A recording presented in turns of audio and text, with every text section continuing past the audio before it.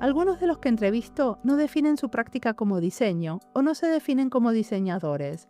Por eso siempre pregunto, ¿dónde ven el diseño? A muchos de los que vienen de otras disciplinas.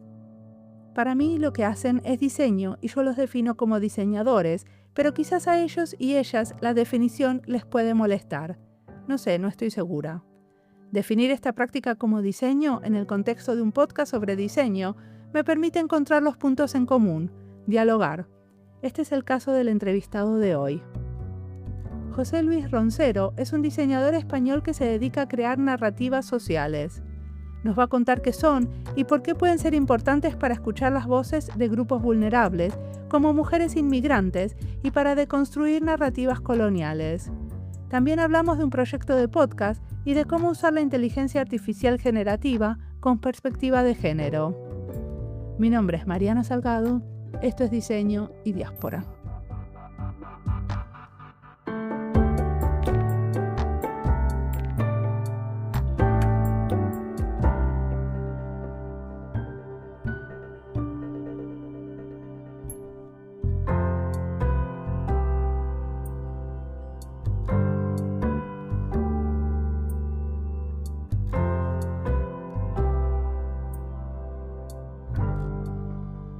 Soy José Luis Roncero. Sí. Tengo el honor de tener un título, ¿no? Soy presidente de la Asociación de Innovación Cultural Mobiltic y, bueno, me dedico desde hace muchos años a trabajar en el ámbito de la creación de narrativas y en mi anterior vida pues trabajé en televisión haciendo cosas más tradicionales, pero fundamentalmente eso, trabajar en el ámbito audiovisual. ¿Y qué estudiaste? Nada. Lo único que estudié fue un curso de realización de vídeo de un año. Porque, bueno, no tengo una titulación universitaria, ni tengo ningún máster, ni nada de nada. La formación de la vida. ¿Y qué es esto de hacer narrativas? Ustedes hacen narrativas sociales, ¿entiendo bien? Sí. ¿Qué querés? Pues lo que queremos decir es que, bueno, que tratamos de construir, bueno, el término, el apellido sociales tiene que ver mucho con que son narrativas participativas, por un lado, y por otro que abordan temáticas sociales, problemáticas sociales, ¿no? Entonces, bueno, desde esa visión de la creación participativa, de la co-creación, lo que tratamos es de construir proyectos que tengan en cuenta los intereses y las inquietudes de las personas que sufren algún tipo de discriminación, fundamentalmente, ¿no? Y desde ahí construir, bueno, pues relatos colaborativos que respondan un poco a sus necesidades, a sus inquietudes, deseos, esperanzas, todo eso. ¿Me das un ejemplo? Un ejemplo, pues, Lotura Kemakumeok es un proyecto en el que ponemos en relación a mujeres autóctonas y inmigrantes y se abre un espacio de relación para conocerse, para hablar sobre los procesos de acogida e integración en los territorios en los que las mujeres migrantes deciden habitar, con el fin de favorecer, ¿no? Las conexiones, los vínculos. Lotura, ¿qué quiere decir vínculos? Lo que tratamos siempre es de establecer vínculos entre la ciudadanía para construir escenarios más favorecedores, ¿no? Solemos decir que para la buena vida de la gente. Y desde ahí, bueno, pues ellas se habilita un proceso de diálogo, de reflexión en torno a las problemáticas a las que están sujetas o las discriminaciones que sufren, y en base a ese proceso de diálogo identifican ámbitos de trabajo y habilitamos posteriormente un proceso en el que ellas nos dan sus testimonios, les ayudamos a construir su propio relato en diferentes formatos. Hay mujeres que escriben un texto, un cuento sí, un relato, otras que nos dan su testimonio a cámara, que las grabamos en vídeo, y luego además los procesos en los que están inmersas en la reflexión y en el diálogo los grabamos en formato de audio y hacemos un podcast global de todo lo que es la experiencia y los testimonios de estas mujeres. ¿Cómo se llama tu podcast? Se llama Lotura Kemakumeok, pero no está publicado en ninguna plataforma de podcast. Está dentro de los proyectos de Lotura y esa es la asignatura pendiente. Tenemos que abrir un canal en una plataforma. Ok. Porque bueno, para que sea el podcast hay que compartirlo, ¿no? Si no, es un archivo de audio. Sí, está compartido, pero compartido con mucha limitación, digamos, de difusión, ¿no? Pero conteme, a ver, ¿qué diferencia hay entre esto y que estas mujeres vayan a un taller literario o un taller para aprender a escribir, por ejemplo? ¿Cómo es el proceso diferente?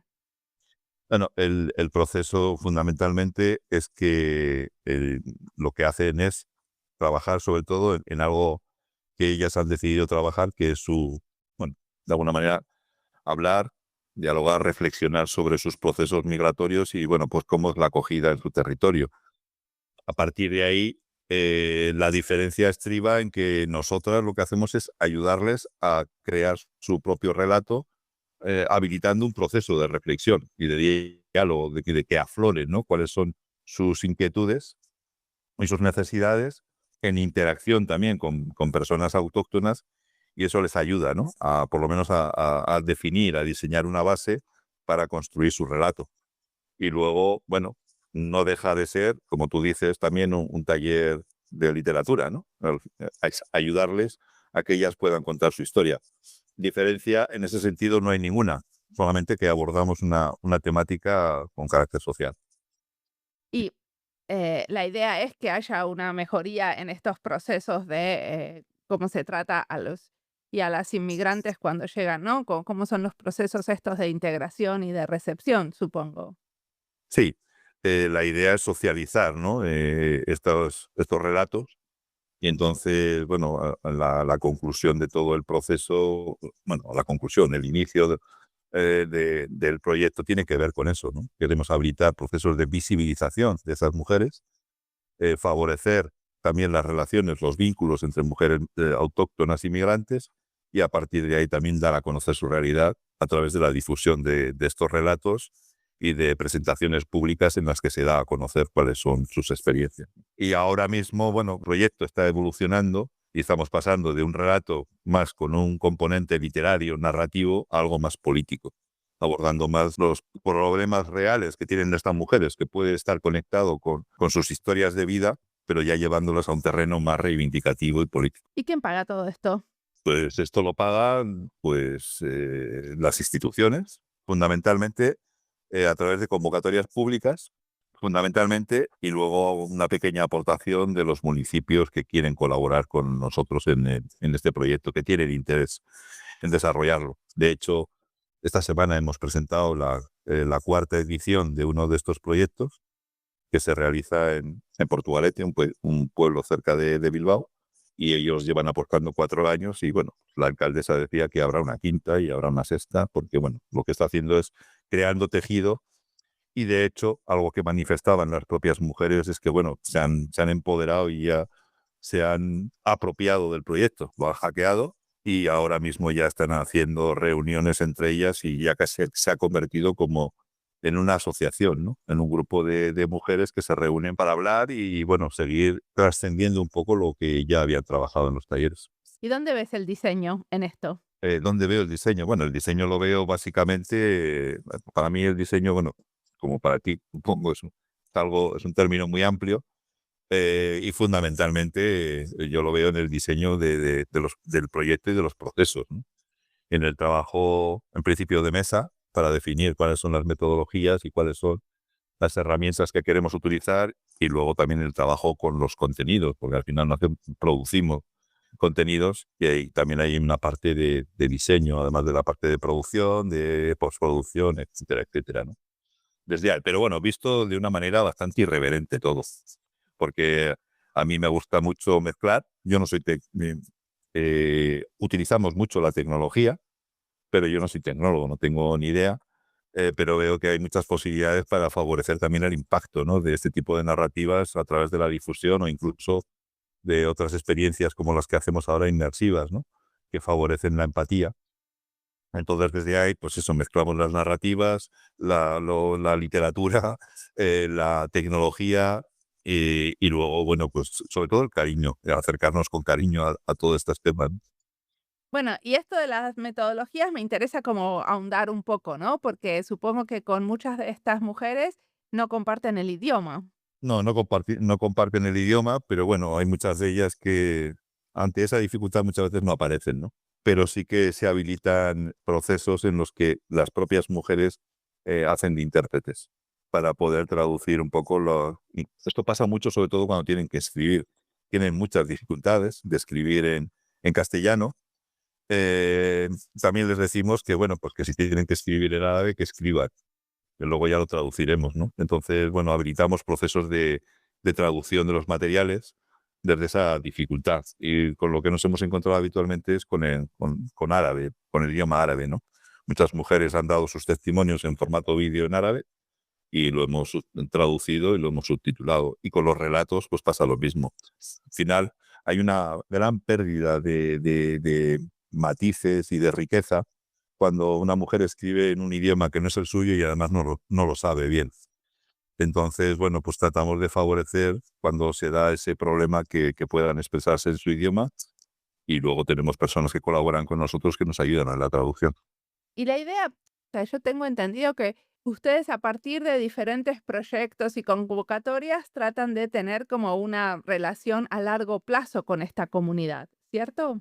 O sea, como que va variando los proyectos, pero la comunidad sigue siendo la misma. Bueno, la comunidad se va ampliando. Realmente el mantener estos proyectos en el tiempo, solamente contando con las aportaciones públicas, es muy difícil. Ha habido proyectos que se nos han caído precisamente porque no hemos presentado la convocatoria para darle continuidad y no hemos obtenido todo el dinero que necesitábamos para poder hacerlo. Y entonces hemos tenido que, bueno, pues renunciar a hacerlo, ¿no? Nuestro objetivo, y bueno, algo hemos conseguido ya, es articular nuestra relación con las instituciones de otra manera. Considerar a una institución como un cliente.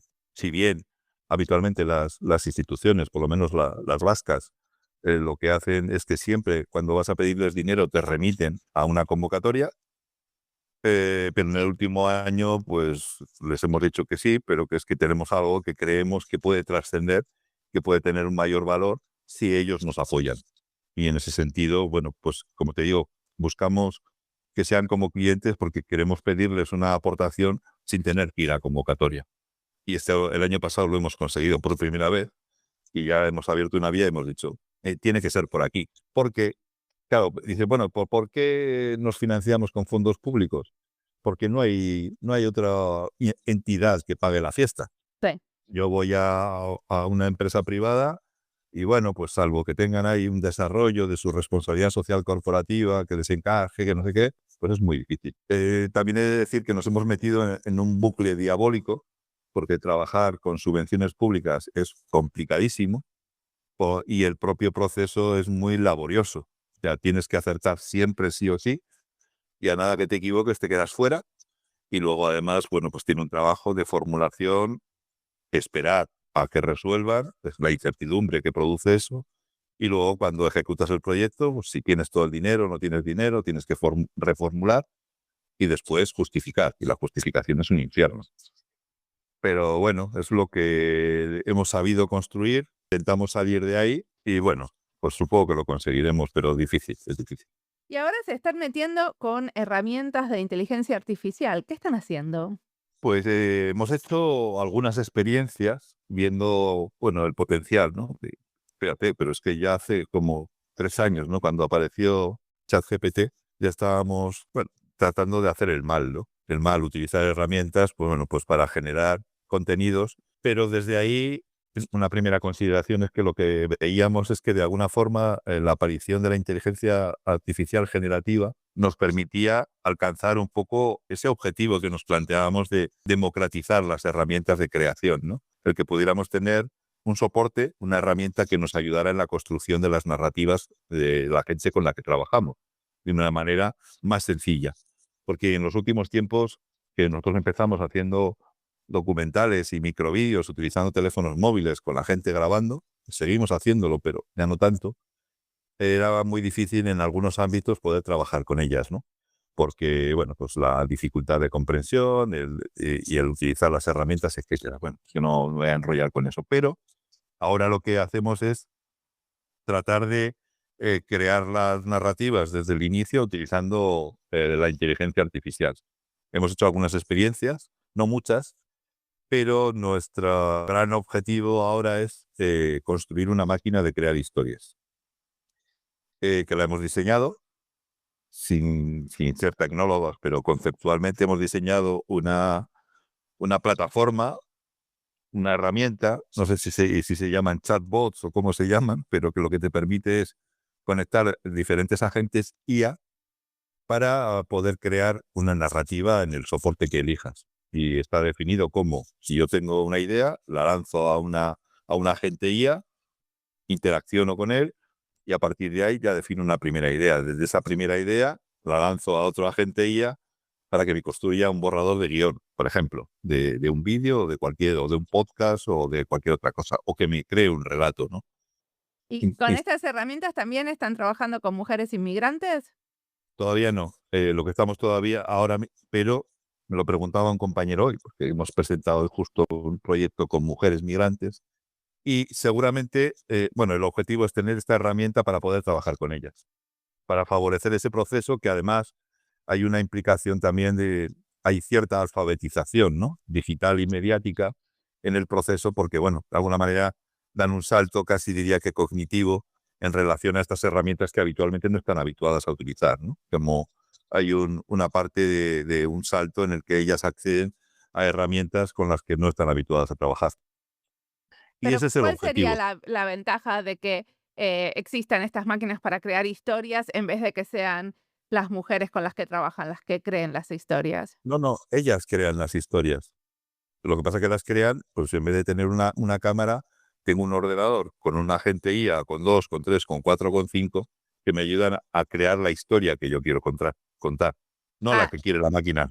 a crear la parte visual, te referís? O Sí, sea, la parte visual yo o, le o, digo o ahora quiero que haya una cabra que está del monte. comiendo un chicle. Entonces te hace la cabra comiendo el chicle. Esa es la idea. Estamos en la fase de prototipo, tratando de seducir a los tecnólogos y a las tecnólogas para que nos ayuden a desarrollarlo, pero ese es el objetivo. Pero siempre, siempre, siempre el contenido va a depender de la persona. La persona tendrá que aprender a promptear, a definir cómo Sí. quiere su contenido, su narrativa en las diferentes fases. Pero además, lo que diseñamos, estamos diseñando esa herramienta con perspectiva de género y con una revisión de contenidos. Cualquier contenido que vulnere los derechos de cualquier persona o colectivo no sale de ahí. Bueno, esto que está en borrador, está en papel, está bueno, valorado por distintos agentes tecnológicos y bueno, pues lo ven viable, pero todavía no hemos empezado el desarrollo. O sea, vamos a empezar próximamente precisamente con Diego, estamos trabajando en ello. ¿Y cómo sería esta herramienta con perspectiva de género? ¿Qué tipo de cosas? Tendría que ser una herramienta entrenada, como estamos entrenadas nosotras, para que utilice el género que el lenguaje sea inclusivo, básicamente, y luego con esa consideración sobre la vulneración de derechos, aquí caben todos. O sea, no debería haber ningún tipo de derecho vulnerado por esta máquina porque le ha dado por construir, pero en cualquier caso habría que entrenar. Que el otro día cuando estaba definiendo cosas decía, bueno, ¿qué tenemos que hacer? Pues hay que hacer sesiones de diseño de prompt. Bueno, pues en ese diseño de prompts está también el entrenamiento de esa plataforma, ¿no? Para que atienda a la perspectiva de género y a la no vulneración e incluso, si cabe, a la identificación de narrativas más tóxicas o que vulneran derechos, ¿no? Bien. ¿Quieres hablar de algún otro proyecto más? Pues sí, ya que estamos con lo digital y bueno, en relación a eso, Lotura Kemakumeok, del que te he hablado, de mujeres migrantes, ha habido un proceso que todavía lo seguimos considerando experimental, pero hemos diseñado con ellas y con mujeres migrantes y autóctonas un espacio, El laboratorio de futuros. no, es un espacio feminista en el metaverso. Entonces, bueno, esto es como la expansión de Lotura Kemakumeok y hemos dicho, bueno, pues que hablen las mujeres, ¿qué les gustaría a las mujeres que hubiera dentro de ese metaverso? Y no solo, partíamos de un estudio, de un análisis de cuál es el rol de la mujer en el ámbito digital y desde de ahí lo que extraíamos era, bueno, pues todas las discriminaciones, los sesgos de programación, el acoso, el abuso, etcétera, etcétera, ¿no?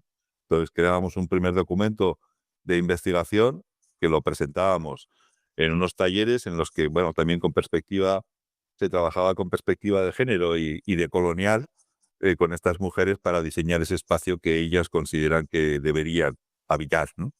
Y hemos diseñado un metaverso con ellas que ahora mismo está hecho, pero todavía le faltan utilidades y lo que queremos ahora es sacarlo al espacio público y testarlo y seguir evolucionando para crear ese espacio, como un espacio de expansión de Lotura que Macumeo. ¿Y qué es lo que pasa en ese espacio? Pues en ese espacio pasa que puede haber encuentros entre mujeres, puede haber talleres, lo que han definido ellas, ¿eh? Hay espacios de sanación, o sea, como si fuera, bueno, no sé, por llamarlo de alguna manera, un templo o Sí. una iglesia o lo que quieras. Cualquier religión tiene cabida, pero bueno, es un espacio para la reflexión, para la meditación, etcétera.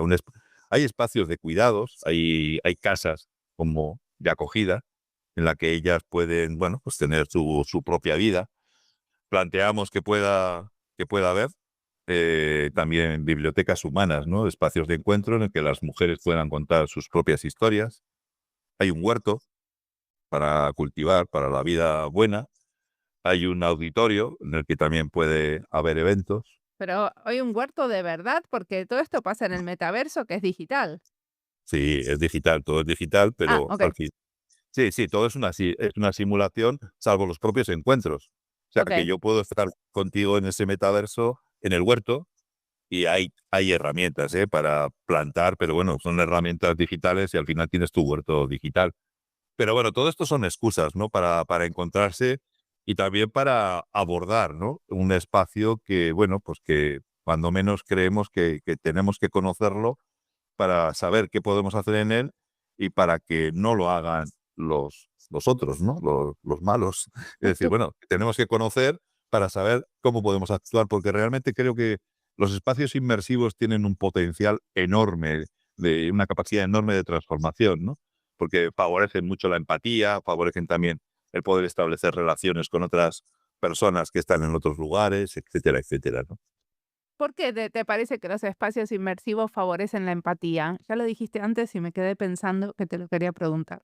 Sí, bueno, realmente favorecen porque hay una inmersión muy profunda dentro de las historias. O sea, estás situado en un entorno y en un lugar en el que estás muy atento a la situación de lo que estás viviendo, ¿no? Quizá he utilizado el término empatía en genérico sobre los espacios inmersivos, pero claro, debería decir que el término lo saco de otro proyecto que tenemos, que es una obra de realidad virtual en la que hay ahí un testimonio en la que mujeres migrantes jóvenes hablan y ahí está, de alguna manera, hemos conseguido que ese espacio inmersivo favorece la empatía porque lo que hay es una mayor comprensión de la realidad de esa mujer al estar metido en un espacio en el que estás interactuando de alguna manera. No sé si respondo a tu Sí, sí, pregunta. sí, perfecto. Que tiene que ver con eso de sentirlo más con todos los sentidos al estar ahí en Sí, 3 dimensiones. sí, esa es la interpretación. Vos decís que tienen una perspectiva de colonial. ¿En qué cosas se ven en tu trabajo de esta perspectiva de colonial? En mi trabajo no sé cuánto se ve la perspectiva de colonial, intentamos que se vea todo el tiempo, pero cuando decía la perspectiva de colonial de los talleres es que una de las mujeres tenía formación, eh, bueno, de hecho era una mujer migrante, una mujer procedente de otro país, una de las talleristas, de las facilitadoras, ¿no? Entonces la perspectiva de colonial al final se trata de desmontar un poco, ¿no? Las visiones desde este llamado primer mundo o que discrimina de alguna manera la visión de otros países o otros continentes, ¿no? Y al final intentar desestigmatizar de algún modo y tratar de construir, ¿no? Esos mensajes, esas narrativas coloniales que existen y que impregnan todavía nuestra sociedad, ¿no?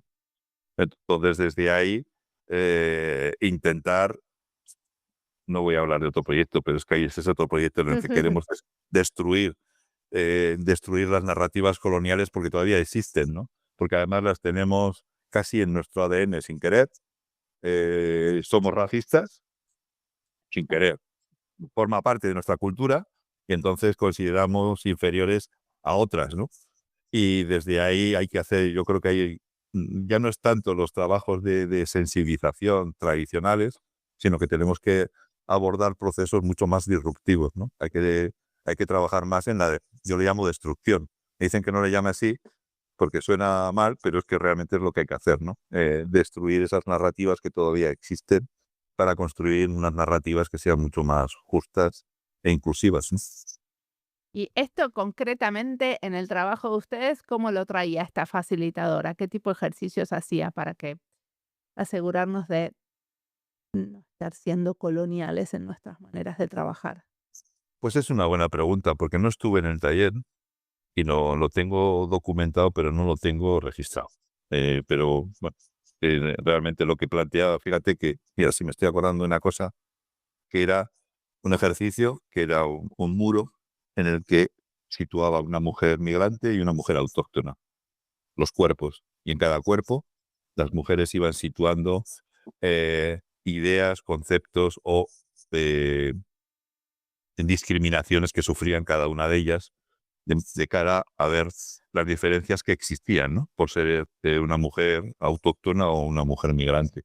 Y desde ahí, sobre todo, lo que se identificaban eran las diferentes formas de percibirse a unas y a otras, ¿no? Bueno, es que muchas veces cuando uno parte del grupo que lo discriminan menos, entonces es muy difícil percibir la discriminación que sufren otros. Sí, no somos conscientes. Yo tampoco, ¿eh? Aunque estoy todo el día trabajando, pero todo el día aprendiendo. Aprendiendo y aprendiendo y aprendiendo, porque creo que todavía, bueno, tengo mucho que aprender y creo que todavía tenemos mucho que hacer, ¿no? Porque todo esto sigue existiendo y se sigue dando, ¿no?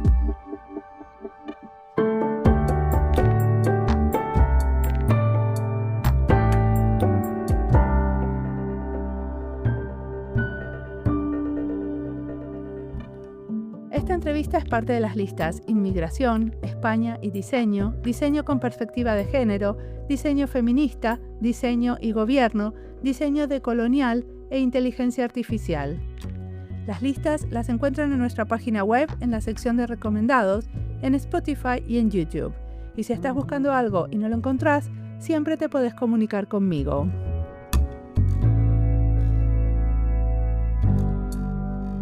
Coincido con José Luis en muchas cosas y mucho de lo que dice me deja pensando. Estoy de acuerdo que no nos damos cuenta de nuestro privilegio y que somos racistas. Podemos a veces darnos cuenta y a veces no. El otro día en la playa cerca de mi casa se estacionó un motorhome, uno de esos autos grandes donde se puede vivir e ir cambiando de lugar. Vi a los viajantes yéndose a bañar a la mañana al mar y pensé en invitarnos a ducharse a mi casa. Era un día frío y me di cuenta que si hubieran sido de otro color y no rubios y blanquitos, me hubiera dado miedo. Y me dio mucha bronca contra mí misma por ser tan prejuiciosa. Sigamos escuchando a José Luis, que tiene mucho más para contarnos.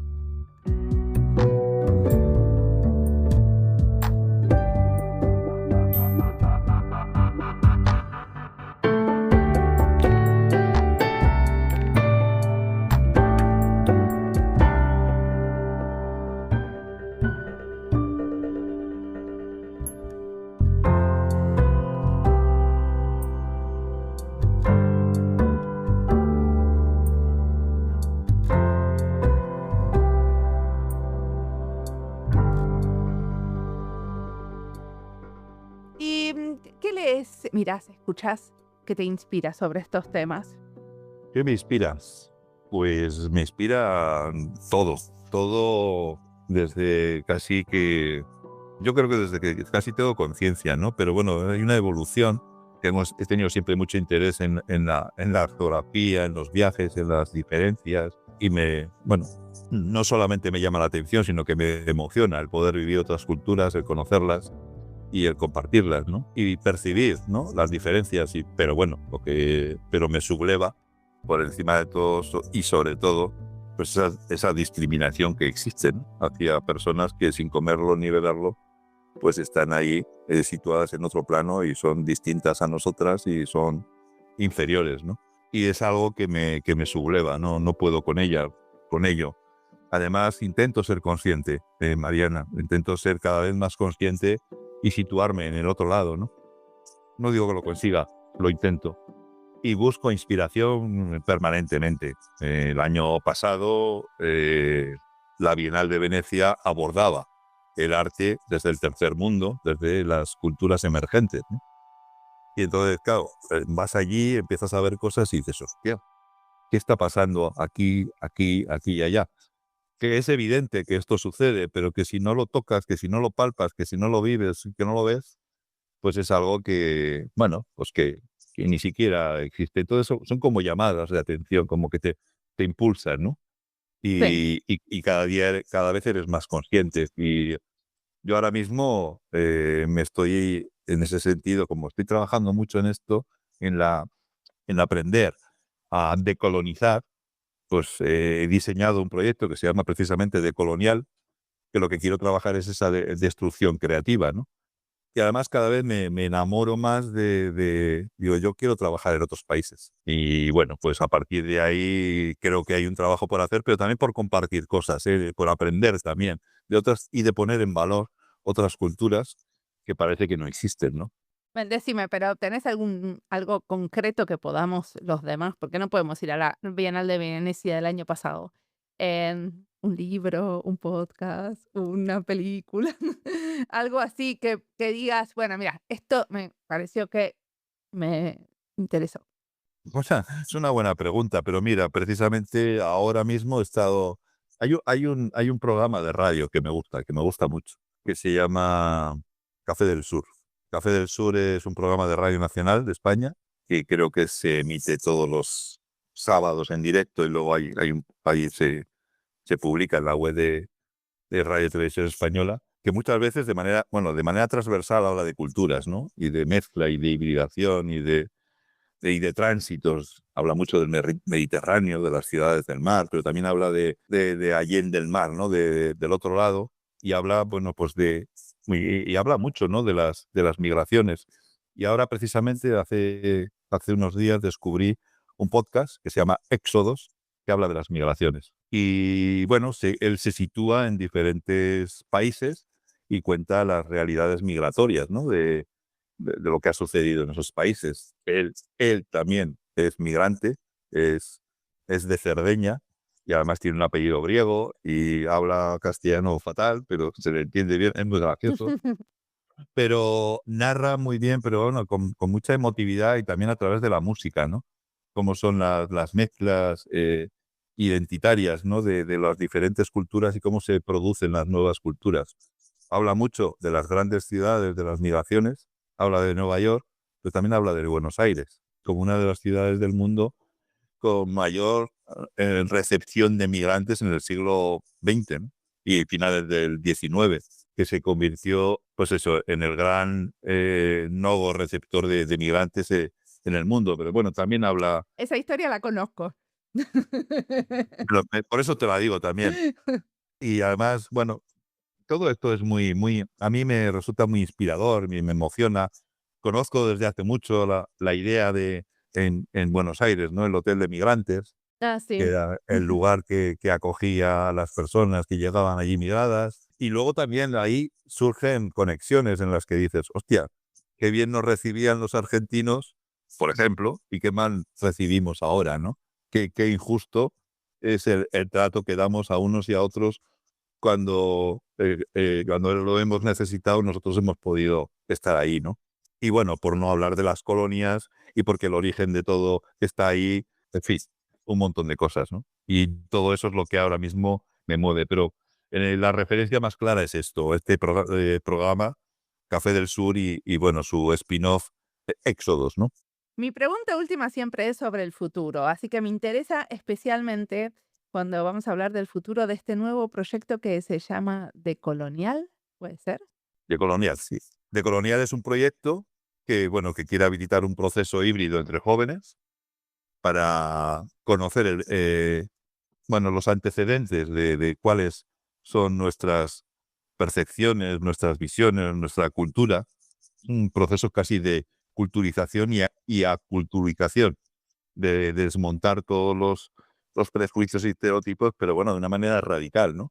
Conocer que evidentemente, evidentemente, insisto, parece que yo me lo invento ahora, pero no, han existido otras culturas ricas, pero que han sido masacradas por los países colonialistas, y entonces, bueno, parece como que han perdido valor. Y entonces a lo largo de los años, de los siglos, diría, se ha ido construyendo una visión del mundo, evidentemente, desde la visión de los blanquitos, ¿no?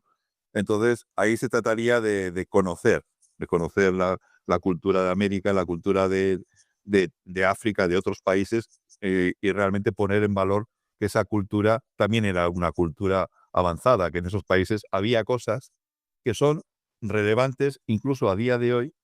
Hay algo que te diré en relación a otros referentes, ¿no? Hay una exposición ahora en Barcelona, en el Centro de Cultura Contemporánea, que se llama Amazonías. Y creo que el subtítulo es Futuros Ancestrales. Y esos futuros ancestrales hacen referencia a que el futuro no hay que buscarlo en el futuro, sino que es posible que en el pasado ya estuviera. En ese bucle, no es un bucle, ¿no? Pero bueno, en esa vuelta a muchos orígenes, a muchas cosas que tenemos que ir, porque nos estamos cargando el planeta y nos estamos cargando muchas cosas, realmente muchas soluciones ya estaban ahí, ¿no? Pero concretamente, ¿qué quieres hacer con los jóvenes en este futuro proyecto? Lo que quiero hacer es ponerlos en relación. Ahí sí queremos utilizar inteligencia artificial para que se documenten y se documenten sobre el pasado, conocer las historias, ponerlas en relación, conocer, compartir, deconstruir narrativas coloniales y construir otras que estén basadas más en otros principios, ¿no?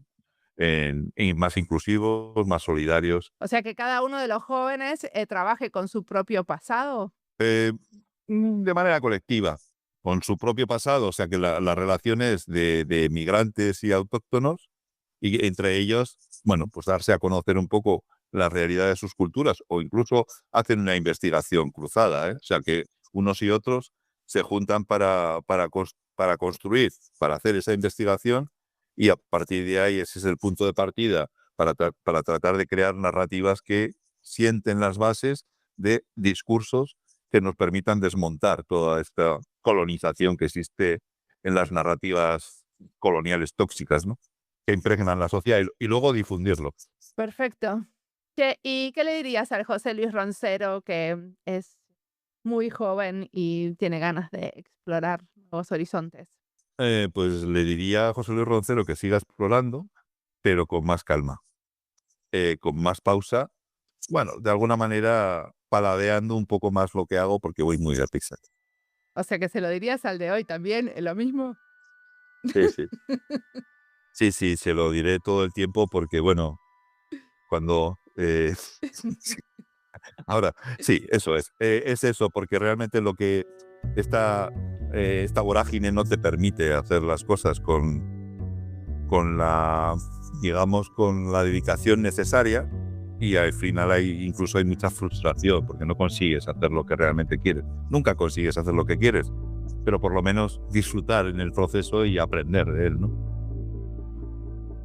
Bueno, muchas gracias por la entrevista. Muchas gracias a ti, Mariana. Un placer.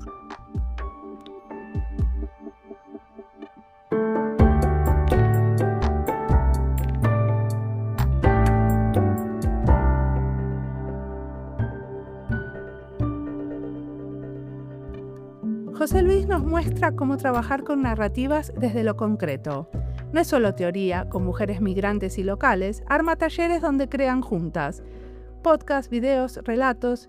Ahí está el truco, no solo historias bonitas, son herramientas para pasar de lo personal a lo político, para visibilizar lo que no se ve. El diseño acá no es de cosas lindas, es de procesos, cómo hacer que una mujer árabe cuente su historia en su idioma, cómo mezclar tecnología sin perder lo humano, porque la IA puede ayudar, pero sabemos que, porque escuchamos sobre esto en episodios anteriores, que hay que entrenarla con perspectiva de género y de manera decolonial. Si no, repite los mismos errores. Y el futuro que imagina José Luis es interesante.